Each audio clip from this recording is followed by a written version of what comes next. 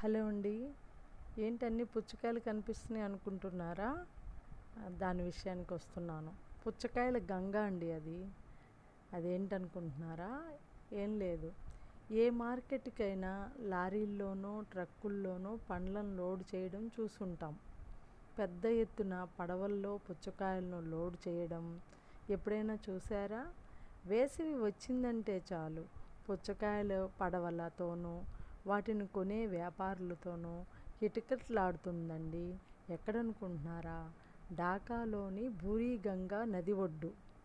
నగరంలోని ఒక పక్కన ప్రవహించే బూరీగంగను ఆనుకొని ఉన్న వందలాది గ్రామాల ప్రజలు పండ్ల తోటలతోనే జీవనాధారంగా జీవిస్తుంటారు.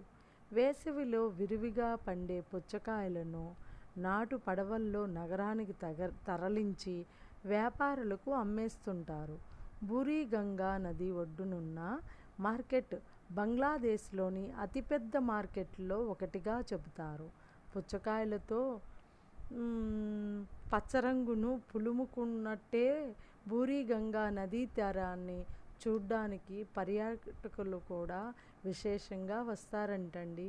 ఇది పుచ్చకాయల గంగ, బూరీగంగా.